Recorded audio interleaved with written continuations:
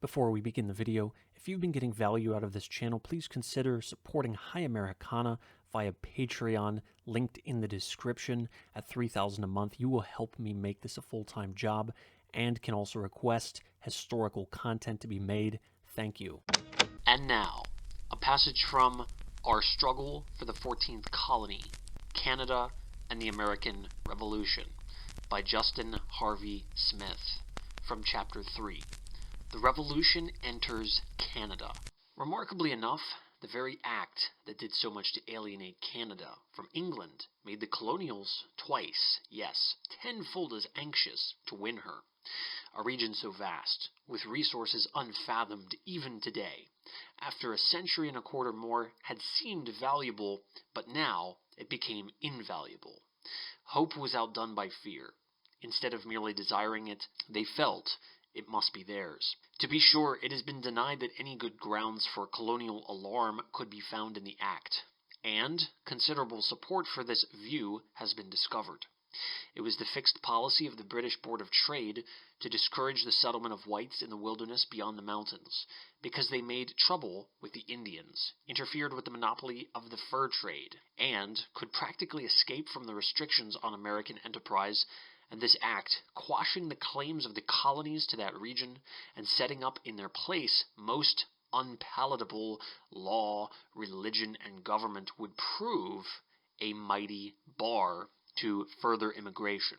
The established commercial policy of England could then explain the western extension of Quebec, and to this might be added what Carleton stated to the House of Commons. The courts of justice could now be set up in the Ohio region, and it would no longer be regarded as an asylum for all the vagabonds. In the complaint that papists had been favored, Lord North would see only moonshine. He did not admit that his bill would carry their church beyond the limits of ancient Canada, but if it should do so, he suavely remarked, with the puffing cheeks and aimless rolling eyes of a blind trumpeter, the country to which it is extended is the habitation of bears and beavers. With equal coolness he explained away the new right of enforcing church dues, and in short, plausible reasons could be given, and were, for every section of the law. It has been argued that in the debates of Parliament upon the Act, though for 10 successive nights, the House of Commons wrangled until 1 o'clock, and the opposition orators pricked the government's armor at every joint, little was said about concealed, sinister designs against the colonies, and this little provoked no attention on the administration benches. And it has been urged very shrewdly that, had the ministers aimed the law at the troublesome people south of Canada, they would have been as open about it as when they passed the Boston Port Bill at the same session. But the idea of humoring Roman Catholics in order to have them ready for use against Protestant colonists, if it really existed in the mind of Lord North, was one that he must have felt a peculiar willingness to conceal from the British public at that stage, and this was true even though he may have believed the people would permit such a weapon to be drawn, should the colonies actually rebel and blood really flow. The Boston Port Bill angered America, a fact which signified little to North, but ordering French papists to cut the throats of British Protestants was liable to madden England unless its fighting blood were thoroughly aflame, and that would have signified a great deal. There were good reasons why little could be said about hidden, sinister designs against the colonies, even if the bill contained them. The opposition speakers had no time for deep reflection on the possibilities of the act. On the 2nd of May, Dartmouth presented it to the Lords. 15 days later, it passed that chamber. On the 18th, it came to the Commons, and it was crowded to a final vote there with all possible speed. The minority complained bitterly that no opportunity was given them to find out what the bill meant. "The government has left us in the dark," exclaimed Barra, uprearing his massive frame and swarthy head in protest, and Edmund Burke thundered in the same key. Besides, the members of the House had been thoroughly tired out by a long and excited session, so thoroughly indeed that on the final test of strength only 70 members were present out of 558. But the tenacity of the opposition suggested that much was feared even though little could be proved. We have had as hard fighting and many more battles to establish government for Canada as there were to conquer it, exclaimed Sir Thomas Mills. If the cabinet really had aims which they preferred to conceal, what better course could their speakers take than simply to ignore the groping hints of the opposition? And finally, these hints, though groping, were far from insignificant. They were quick, sharp, angry alarums, as if the opposition believed an enemy lurked in the woods, but had not yet been able to make sure and hesitated to call out the artillery. Dunning invited attention to the fact that the bill went beyond the treaty stipulations and called it a proposition to establish Roman Catholic religion and tolerate the Protestant religion. In short, sir, cried Captain Phipps, I see nothing in this bill but the language of despotism. This is the worst bill that ever engaged the attention of a British council, declared William Burke. It is a bill to establish the popish religion, to establish despotism. Over and over again, Barra pointed the finger of deep suspicion to it, and finally, after driving north to admit that it would allow French Canadians to serve in the British Army, he declared something had now been found that struck him with a more serious and deep detestation of the plan than anything before. This, he believed, was a scheme to raise a popish army to serve in the colonies, making the Canadians the taskmasters of their neighbors and, in the end, their executioners. A mischievous bill, protested Edmund Burke, the king's pleasure twisting itself about every fibre of it. Am I sure, he demanded, his massive brow scowling, and his rapid words driven almost headlong by still swifter thoughts, am I sure that this despotism is not meant to lead to universal despotism? It is evident that this constitution is meant to be both an instrument of tyranny to the Canadians and an example to others of what they have to expect. At some time or other it will come home to England.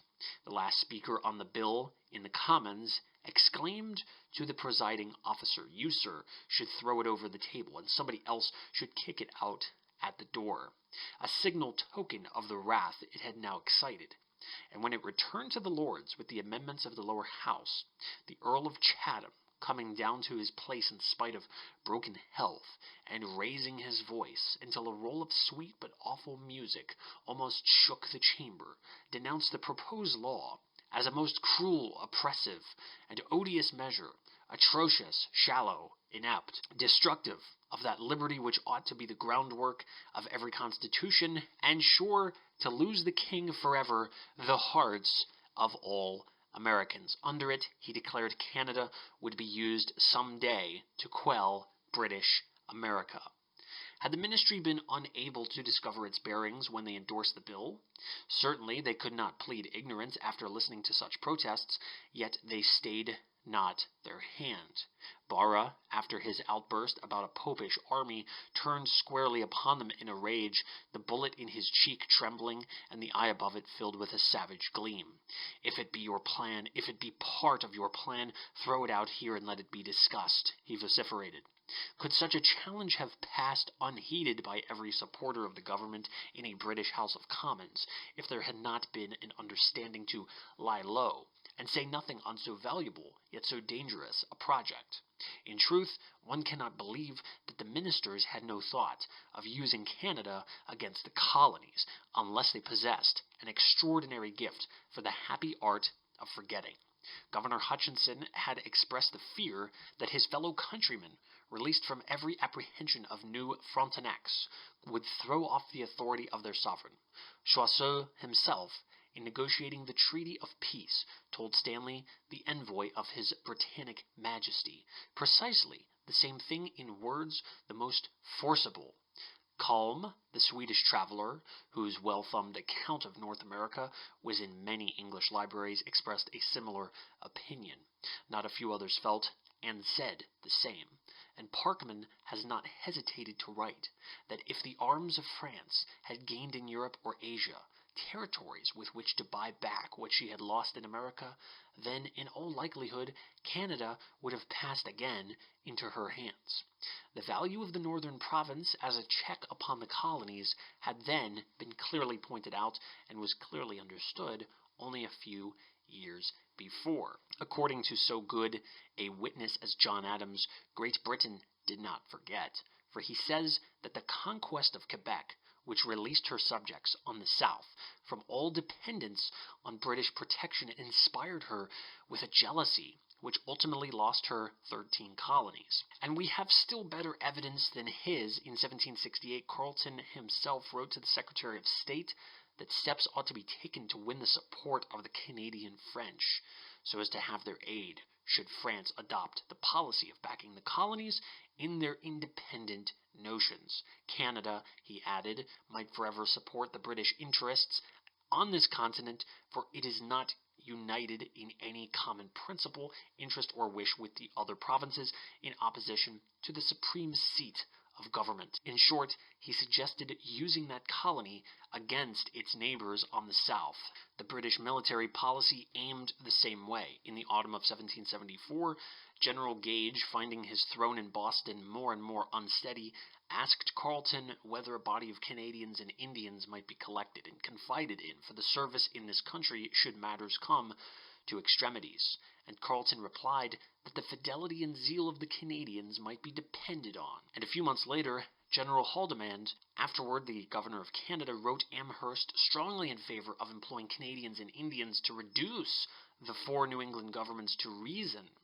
These letters, to be sure, were a little later than the Quebec Act, but it is hard to believe, especially when one considers the general slowness of movement at that period, that so important an idea germinated and shot in the brief interval, or that no troubled official at home had ever enjoyed the sweet pleasure of eyeing its fair bud of promise. Be this as it may, however, for the present purpose, one mainly needs to explore the thoughts, not of British ministers, but of American patriots, to inquire what the governed thought was meant, more than what the government actually intended, and no politic reserve hooded this point. The colonies, already well advanced in their resistance to what they looked upon as tyranny, and naturally suspicious of every ministerial scheme, were intensely alert, and the act, as it emerged more and more clearly from a mist of rumors, was studied on the western shore of the Atlantic, with prejudice no doubt, but also with acumen. Even if the extension of Quebec merely carried out the steady policy of the Board of Trade, that was a policy of monopoly and restriction which the colonies were determined to resist. But far more than this was discovered in the bill. The keen eye of Alexander Hamilton, for one, pierced it through and through, and his clear voice warned the country that a great peril was near at hand. Who could deny that arbitrary government, the very thing which the colonies declared the ministers designed for them, had now been set up at their threshold? The king has only to inform the governor and council what new laws he would choose to have passed. So Hamilton pointed out, and their situation as practically his appointees will ensure their compliance.